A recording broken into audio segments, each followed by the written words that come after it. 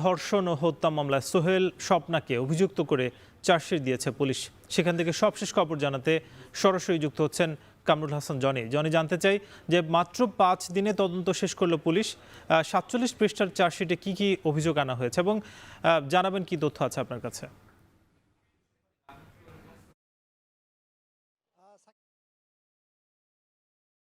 কখন সেই অভিযোগপত্র দাখিল করা হবে এখানকার যে সিএমএম আদালতে?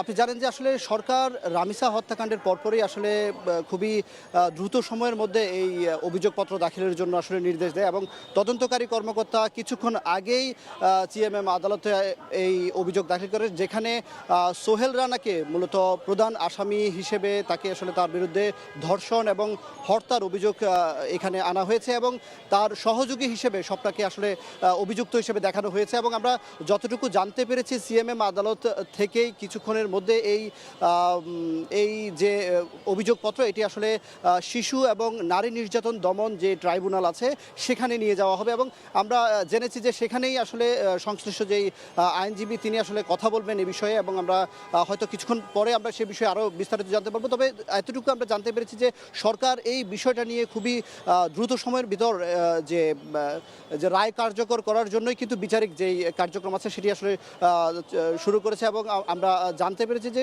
সকাল থেকেই যে গতকালকে পুলিশের কাছে জবানবন্দি দেওয়া কিংবা আজকে সকাল থেকে পুলিশের যে কারিগরি প্রক্রিয়া সেগুলো সম্পন্ন করে পুলিশের যে তদন্ত কর্মকর্তা তিনি সিএমএম আদালতে তার যে অভিযোগপত্র সেটি দাখিল করে এবং সেখানেই মূলত প্রধান আসামি হিসেবে সোহেল রানাকে দেখানো হয় এবং তার বিরুদ্ধে ধর্ষণ এবং যে হত্যা এই দুটি অভিযোগ তার বিরুদ্ধে আসলে দেখানো হয়েছে এবং তার যে স্ত্রী তার বিরুদ্ধে দেখানো হয়েছে যে হত্যার যে সহযোগী হিসেবে তাকে দেখানো হয়েছে এবং আমরা অপেক্ষা করছি কিছুক্ষণ পরেই হয়তো আমরা আরও বিস্তারিত জানতে পারবো। এখানকার যিনি দায়রা জজ আদালতে যাব কিছুক্ষণ পরেই, সেখানে সর্বশেষ আসলে ব্রিফ করবে এবং সেখানে আমরা আরও বিস্তারিত জানতে পারবো।